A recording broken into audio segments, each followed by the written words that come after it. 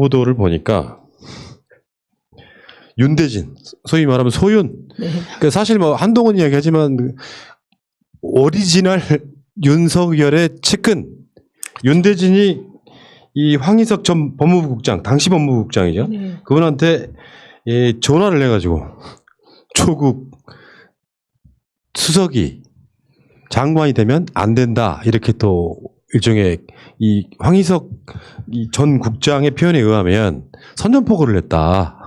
그러니까 이게 윤석열 사단에게 그런 인식이 있었던 것 같아요. 네. 조국 수석이 법무부 장관이 되면 안 된다.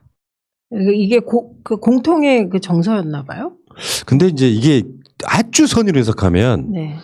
윤석열의 말 비슷하게 그런 게 나왔다 그러죠. 조국 장관이 사모펀드 건에 대해서 어마어마한 범죄를 우리가 거의 확인했다. 이게 첫 번째. 그런 상황에서 이 조국 장관이 임명되면 문 대통령한테 부담된다. 이게 이제 윤석열의 공식 워딩에 가까워요. 근데 잘 생각해 보면 애초에 조국 민정수석이 법무부 장관 되는 게 싫었다 이렇게 분석하는 게 훨씬 더 맞죠. 그렇죠. 그러니까 이건 기본적인 정서는 네.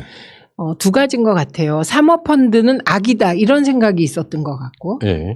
그러니까 사모펀드에 대해서 조국 전 장관과 주변의 구체적인 범죄 행위에 증거가 있었던 게 아니에요. 이 상황엔. 그런데 조국 내정자의 부인이 사모펀드를 했다는 사실로 사모펀드 하는 사람들은 사기다 이런 인식이 있지 않았나 네. 싶어요. 그런데 그 인식이 있었다고 해서 대통령의 인사권에 반하는 행위를 하는 거잖아요. 증거도 없이. 이렇게까지 가는 건 조국 전 장관이 법무부 장관 되는 게 싫었던 거죠. 그러니까 이유는 검찰 개혁을 추진할 실세 장관이 그러니까 될 거였기 때문에. 사실은 속에 깔려 있는 그거죠. 내용 그런 거고 네.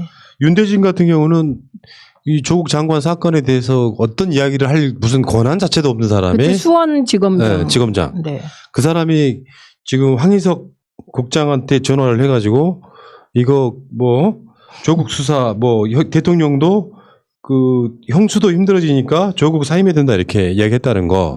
근데 이게 이제 확인했을 거 아니에요. 뉴스타파 취재진이 그런 적 있냐? 그러니까 윤대진 쪽에서는 조국 남말을 거론한 적이 없다. 근데 여기 중간에 이용구라는 사람이 등장해요. 당시 법무부 법무실장 하던 분. 이분이 법무실장. 네. 네. 그러니까 황희석 국장이 그 전화를 받자마자 이용구 법무실장한테 전화해서 이런 저런 이야기를 하더라. 그러면 황희석이라고 하는 사람이 그 당시에는 이 어떤 심각성을 사실 못 느꼈다는 거예요.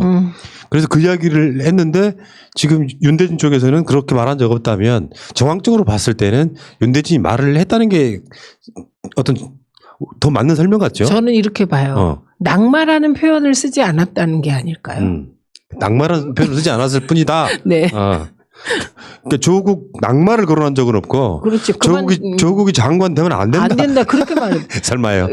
그렇게 해석이 되더라고요. 요즘 보면 너무 말이 막 바뀌고 그래가지고 저분들은 그 발언의 정합성을 따지나 보다. 그러니까 낙마라는 표현은 한 적이 없고 조국 전 장관이 그러니까 조국 수석이 법무부 장관에 적합하지 않다든가 뭐 이런 의견을 냈다. 이런 얘기가 아닐까라고 저도 저 나름의 적응 해석을 하고 있습니다.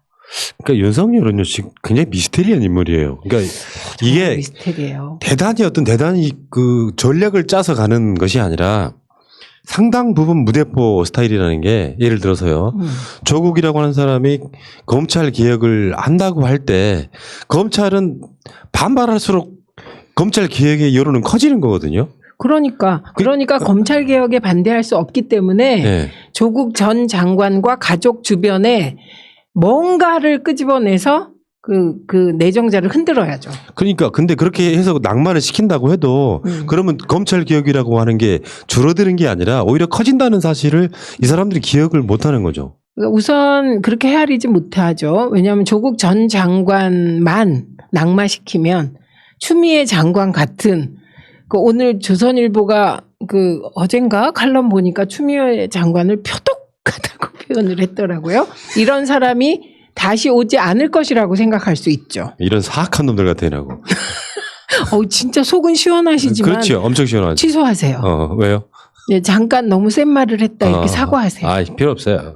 진짜 좀 이게 이를테면 그런 거죠. 우리가 이렇게 윤석열 이야기만 나오는 분노하는 게 그런 거거든요. 그러니까 사실은 대통령의 인사권이 뭐가 없다는 거잖아요. 검찰지상주의. 네. 윤석열 입장에서 보면 그 빌미가 뭐였건 간에 대통령이 인사권을 발휘해봐야 우리가 털면 다 뒤져 이런 거잖아요. 네, 그리고 얼마나 사실은- 직원방입니까? 사실은 대통령 주변도 털은 거죠. 네. 네. 사실은 그게 연속 성산에 있으면서 네. 민정수석 때 유재수 감찰권까지 끌어왔으니까. 네, 그리고 울산 뭐 선거 어쩌고 그러면서 청와대를 2번이나 압색했잖아요. 그리고 이 모든 과정을 윤석열 총장이 주도한 것으로 봐야죠. 왜냐하면 윤석열 총장이 국회에서 답변했잖아요. 조국 전 장관 관련한 그 검찰의 수사고 내가 한 걸로 봐도 좋다. 이거 검찰총장이 허락하지 않으면 이건 있을 수 없다 그런 요지의 말을 했거든요. 그러니까 그 참 어떤 의심까지 제가 가졌었냐면 아 이게 그냥 그러니까 우발적으로 한 것처럼 보이지만 동기는 굉장히 큰 그림을 누군가 그린 게 아닐까? 이런 생각을 한 적도 있어요. 윤석열이라고 하는 그 캐릭터가 결국은 검찰을 망치고 있는 거거든요. 예를 들어서 나는 조국 장관이 무난하게 이 검찰 개혁 뭐 그런 아젠다가 있건 없건 법무부 장관으로 지금까지 만약에 있었다면요. 이렇게까지 검찰 개혁의 동력이 생기진 않았을 거라고 봐요. 그럴 수 있죠. 간단히 말하면. 네, 왜냐하면 왜 그 정말 고수는 시끄럽지 않게 그렇죠. 조용히 법무부 장관을 무력화시키잖아요. 그런 방법을 쓸 만큼 뭐 지혜롭지 않았다고 봐야죠. 그러니까 지금 나는 문득 그런 생각이 들어요. 검찰 당신들 논리라면 이제 인사권자 이런 거 필요 없고요.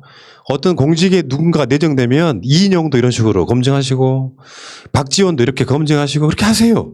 지금 하고 있을까? 뭐 이런 생각이 들긴 합니다. 그리고 또 다시 뭐 요즘 그 미래통합당 원내대표가 박지원은 절대 안 된다 이런 얘기 하잖아요. 그게 그냥 말일까?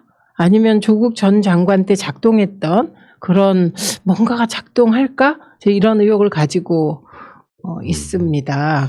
그리고 과거에는 법무부 장관을 사실상 검사가 했잖아요. 네. 네, 검사 출신이 법무부 장관을 하고 법무부가 검찰과의 관계에서 한 몸이거나 네. 검찰이 우위이거나 법무부 인사는 검찰이 좌지우지하고 검찰총장이 안을 짜거나 검찰총장이 반대한 법무부 인사가 안 되고 이런 거였잖아요. 네. 네, 그리고 청와대도 민정수석이 되게 검사 출신이었잖아요. 그렇죠. 네, 그러다 박상도가 보니 그렇죠.